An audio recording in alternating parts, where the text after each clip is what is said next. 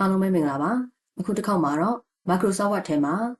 Table of Content ပြုလုပ်တဲ့နည်းကိုမျှဝေပေးသွားမှာဖြစ်ပါတယ် Table of Content ပြုလုပ်ခြင်းဟာဆိုလို့ရှိရင်ခေါင်းစဉ်တွေကို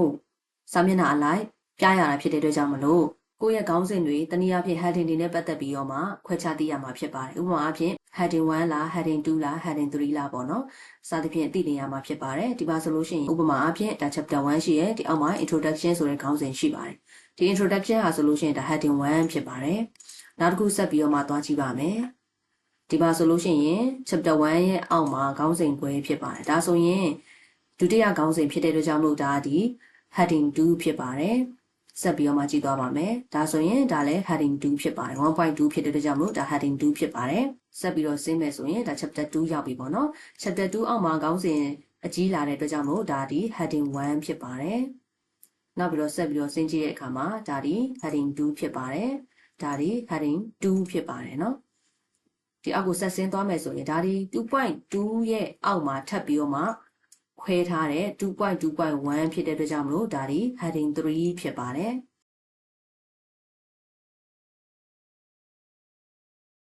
်ဒါဆိုရင်လည်း heading 3ဖြစ်ပါတယ်ဆိုတော့ဒီမှာစာမျက်နှာ6မျက်နှာနဲ့ပြထားတာဖြစ်ပါတယ်ဆိုတော့မိမိတုံးထားတဲ့အကြောင်းအရာတွေထဲမှာ heading တွေကိုခွဲခြားသိသွားပြီဆိုလို့ရှိရင် heading ကိုသတ်မှတ်လို့ရပြီပေါ့နော်ဆိုတော့ chapter 1ကနေစပြီးတော့မှပြန်ပြပါမယ်ဒီမှာဆိုရင် chapter 1ရဲ့အောက်မှာကိုထည့်ခြင်းတဲ့ခေါင်းစဉ်ပေါ့နော်ဒါတော့ introduction ဟုတ်ချင်မှလည်းဟုတ်မှာပေါ့နော်ဒါဥပမာနည်းနဲ့ပြတာဖြစ်ပါတယ်ဒါဒီ heading 1ဖြစ်တဲ့အတွက်ကြောင့်မို့သူ့ကိုဆက်လက်ပေးပါမယ်ဆက်လက်ပေးပြီးတော့မှဒီအပေါ်မှာ heading 1ဆိုတာလေးရှိပါတယ်ဒီမှာပေါ့နော်ဒါ heading 1ရှိရဲ့ဒီ heading 1ဆိုတာလေးကိုနှိပ်လိုက်ရမှာပေါ့နော်နှိပ်လိုက်မယ်ဆိုရင်ဒီ heading 1မှာသုံးထားတဲ့ format အတိုင်းပဲသူဒီမှာလာပြမှာဖြစ်ပါတယ်ဒီ heading 1မှာကိုလိုချင်တဲ့ပုံစံအတိုင်းကိုပြောင်းထားရမှာဖြစ်ပါတယ်ဘာလို့လဲဆိုတော့နောက်ထပ် heading 1ကိုထပ်သွားတဲ့အခါမှာဒါကိုထပ်နှိပ်လိုက်ရင် format တစ်ခါထပ်ပြောင်းရမယ်ပေါ့နော်ဆိုတော့ဒီ heading 1မှာပဲတစ်ခါတည်း format ပြောင်းထားတယ်ဆိုလို့ရှိရင်နောက်ထပ် heading 1တွေ့ပြီဆိုတာနဲ့ဒီ heading 1ကိုနှိပ်လိုက်တဲ့အခါမှာ format ပြောင်းစရာမလိုဘဲနဲ့တစ်ခါတည်းပြောင်းပြီးသားဖြစ်မှာဖြစ်ပါတယ်ဆိုတော့ဒီ heading 1ကိုဒီပုံစံအတိုင်းမလိုချင်ဘူးဆိုတဲ့အတွက်ကြောင့်မလို့သူ့ကိုပုံစံကိုလိုချင်တဲ့ format အတိုင်းပြောင်းမှာဖြစ်တဲ့အတွက်ကြောင့်မလို့ heading 1ရဲ့ပေါ်မှာ right click နှိပ်လိုက်ပါမယ်right click နှိပ်ပြီးရင်ဒီမှာ modify ဆိုတာလေးရှိပါတယ်ဒီ modify လေးကိုတစ်ချက်ထပ်နှိပ်လိုက်မယ်ဆိုရင်ဒီ box လေးကျလာမှာဖြစ်ပါတယ်ဒီ box ထဲမှာမိမိလိုချင်တဲ့ပုံစံတိုင်းပြောင်းအောင်မှာဖြစ်ပါတယ်ဒီမှာဆိုရင် font ကိုလိုချင်တဲ့ပုံစံတိုင်း Times New Roman ဆိုရင်ကိုလိုချင်တဲ့ပုံစံတိုင်းပြောင်းမယ် font size လည်းဒီမှာပြောင်းလို့ရတာဖြစ်ပါတယ်ဒီမှာတော့14ထားလိုက်မယ်ပြီးရင်သူ့ကိုဘိုးလုပ်မယ်အရောင်ကလည်းအပြိုင်အောင်ဖြစ်နေတယ်ဆိုရင်ဒါအနှက်ရောင်လေးပြောင်းလိုက်မယ်ပေါ့နော်နောက်ပြီးတော့သူ့ရဲ့ဒီခေါင်းစဉ်ရဲ့အောက်မှာဒီ spacing ပေါ့နော် line spacing ချတဲ့ပုံစံတွေကိုလည်းဒါပြောင်းချင်တယ်ပြောင်းလို့ရတယ်ပေါ့နော်ဒီမှာဆိုရင် format ဆိုတာလေးရှိပါတယ်ဟောဒီ format လေးကိုနှိပ်လိုက်မယ်ဆိုရင်ဒါလေးပေါ်လာမယ်ပေါ့နော်ဒီထဲမှာ paragraph ဆိုတာလေးကိုနှိပ်လိုက်ရမှာဖြစ်ပါတယ်အဲဒီ paragraph ကိုနှိပ်လိုက်ရင်ဒီ box လေးကြာလာမှာဖြစ်ပါတယ်ဒီ box ထဲမှာဒီမှာဆိုရင် spacing before spacing လား after spacing လားပေါ့နော်မိမိကြိုက်တယ်လို့ထားလို့ရပါတယ်ဆိုတော့ဒီညမှာတော့ after 6လောက်ပဲထားနိုင်မယ်ပြီးရင် okay နှိပ်လိုက်ပါမယ်ပြီးရင်ဒါကိုလည်း okay ထပ်နှိပ်လိုက်မယ်ဒါဆိုရင်heading 1ကဒီလိုပုံစံလေးပြောင်းသွားမှာဖြစ်ပါတယ် introduction ဆိုတဲ့နေရာမှာလည်းပဲဒီပုံစံလေးလိုချင်တဲ့ပုံစံတိုင်းဖြစ်သွားပြီပေါ့နော်ဆိုတော့ heading ဝင်မဝင်ကိုသူ့ရဲ့ဘေးနားလေးထောက်ကြည့်လိုက်မယ်ဆိုရင်ဒီအနှက်ရောင်အတုံးလေးပေါ်တယ်ပေါ့နော်ဒါဒီ heading ဝင်နေတယ်ဆိုတဲ့ပုံစံကိုပြတာဖြစ်ပါတယ်ဆိုတော့ဒါဒီ heading 1ကိုပြောင်းပြီးသွားပြီအောက်ကိုဆက်သွားလိုက်တဲ့အခါမှာဒီမှာဆိုရင် 1.1 ဖြစ်တဲ့အတွက်ကြောင့်လို့ဒါဒီ heading 2ထားမှာဖြစ်ပါတယ်ဆိုတော့ဒါကို select ပေးမယ်ပေးပြီးတော့ဒီနေရာမှာ heading 2ဆိုတာလေးရှိပါတယ်ဒီ heading 2လေးကိုတစ်ချက်နှိပ်လိုက်မယ်ပေါ့နော်နှိပ်လိုက်ပြီဆိုရင်ဒီ heading 2မှာသုံးထားတဲ့ပုံစံတိုင်းပဲဒီမှာပေါ်မယ်ပေါ့နော်ဒါပေမဲ့ဒီပုံစံတိုင်းမလိုချင်ဘူးဆိုတဲ့အတွက်ကြောင့်မလို့ကိုလိုချင်တဲ့ပုံစံတိုင်းပြောင်းထားမယ်ဒါမှဒါလည်းနောက်တဲ့ heading 2တွေရောက်တဲ့အခါမှာလည်းပဲ format ပြန်ပြောင်းစရာမလိုတော့ဘူးပေါ့နော်ဆိုတော့ဒီ heading 2မှာလည်းပဲ right click နှိပ်လိုက်မယ် modify နှိပ်မယ်ပြီးရင်မိမိလိုချင်တဲ့ format အတိုင်းပဲဒီနေရာမှာချိန်ရမှာဖြစ်ပါတယ်ဘိုးလိုချင်သလားပြီးရင်အရောင်ကလည်းဘာရောင်လိုချင်လဲပေါ့နော်ပြီးရင် line spacing ချခြင်းတဲ့အတွက်ကြောင့်မလို့ paragraph ထဲမှ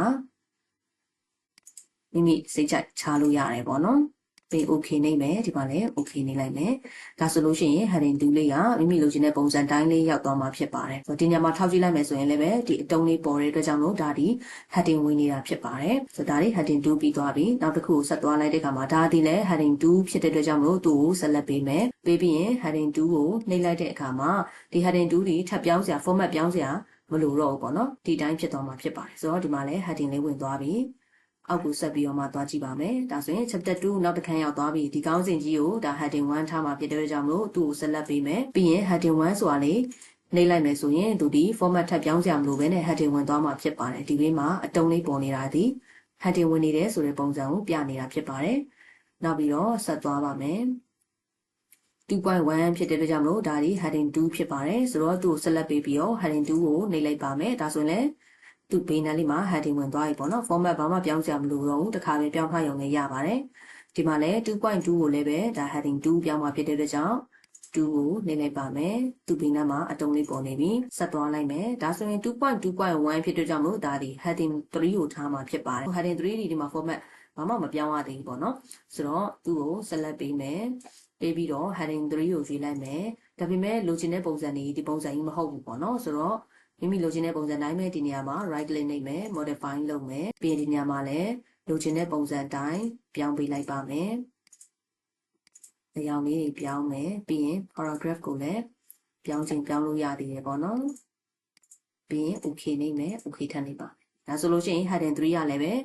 format ကပြောင်းပြီးသားဖြစ်သွားပြီပေါ့နော်နောက်တစ်ခုဆက်ဆင်းကြည့်မယ် 2.2.2 ဒါဆိုရင်လည်းပဲ heading 3လောက်မှာဖြစ်တဲ့အတွက်ကြောင့်မို့သူ့ကို heading 3ရွေးလိုက်ပါမယ်ဒါဆိုရင် format ပြောင်းကြမလို့တော့ဘူးပေါ့နော်ဒါအားလုံးပြီးသွားပြီပေါ့နော်အကုန်လုံးဒီ title တွေဒီ heading တွေအကုန်လုံးဟာဒီမှာဘေးနားမှာဒီလိုအမဲဆက်လေးပေါ်နေပြီဆိုရင်ဒါ heading ဝင်နေတယ်ဆိုတဲ့ပုံစံဖြစ်တဲ့အတွက်ကြောင့်မလို့ table of content စပြီးတော့မှတည်ဆောက်လို့ရပြီပေါ့နော်ဆိုတော့ table of content ကိုဒီ site ရဲ့အလွတ်မှာတည်ဆောက်လိုက်မယ် table of content တည်ဆောက်ဖို့အတွက်ဆိုလို့ရှိရင် reference တွေကဒီ reference ထဲမှာပေါ့နော်ဒီမှာဒီဘက်ဘေးဆုံးမှာ table of content ဆိုတာလေးရှိပါတယ်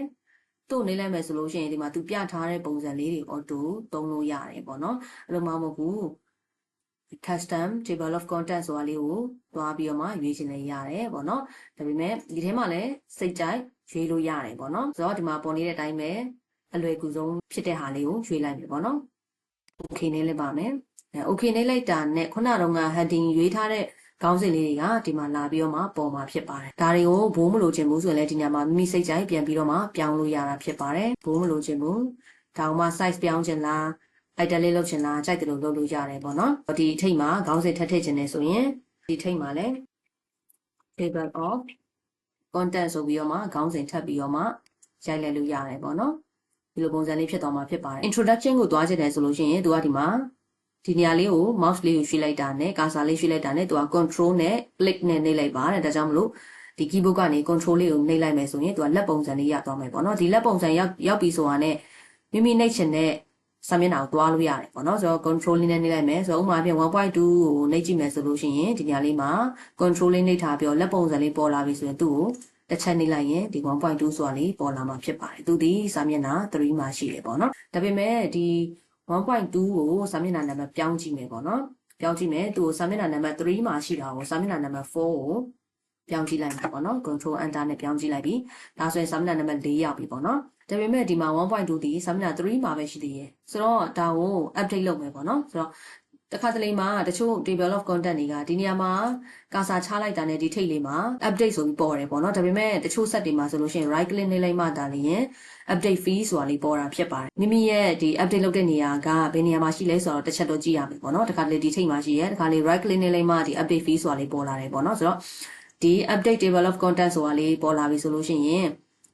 သူကဒီ page number ကိုပဲသူ update လုပ်မှာလားဒါမှမဟုတ်လို့ရှိရင် entire table ပေါ့နော်ဒီ entire table ဆိုတာဒီ table တစ်ခုလုံးကို update လုပ်မှာလားဆိုတာလေးရွေးရမှာဖြစ်ပါတယ်အခုတစ်ခေါက်မှာသူကစာမျက်နှာ number ပဲရွှေ့တာဖြစ်တဲ့အတွက်ကြောင့်မလို့ဒီအပေါ်ဟာလေးကိုရွေးထားတယ်ပေါ့နော်ဒါကို okay နေလိုက်ရင်ရတယ်ပေါ့နော်ဒါဆိုရင် 1.2 ဒီစာမျက်နှာ number 4ကိုရောက်သွားပြီဖြစ်ပါတယ်ဒါ update စာမျက်နှာ number update ဖြစ်သွားပြီပေါ့နော်ဒါဆိုလို့ရှိရင်ဒီနေရာမှာ 1.3 ဆိုတာလေးထပ်ထည့်ကြည့်မယ်ပေါ့နော်ရမလားပေါ့ဒါလို့ဆိုတော့ 1.2 ကိုအရင်သွားလိုက်မယ် 1.2 ပေါ့နော်ဒီမှာ 1.2 ရဲ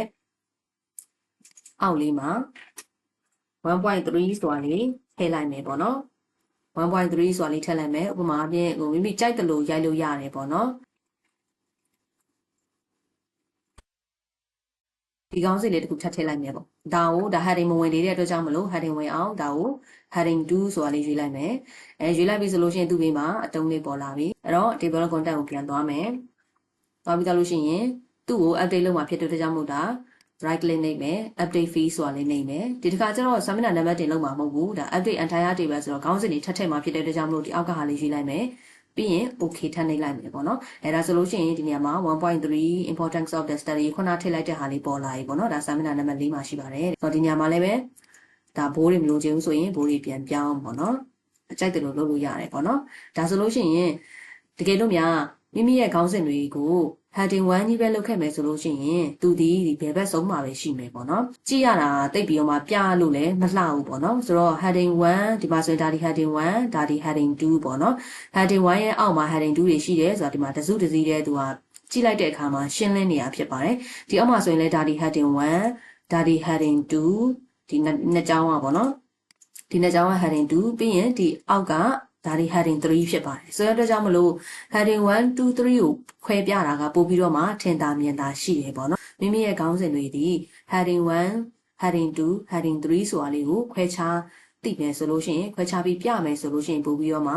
ဒါကြည့်တဲ့သူကလည်းထင်သာမြင်သာရှိရရှင်းရှင်းလင်းလင်းရှိရဆိုတာလေးကိုဒါပြောပြတာဖြစ်ပါတယ်ဒီနေ့ပြောပြသွားတဲ့ table of content လုပ်နည်းလေးကိုနားလည်မယ်လို့ထင်ပါတယ်အားလုံးကိုကျေးဇူးတင်ပါတယ်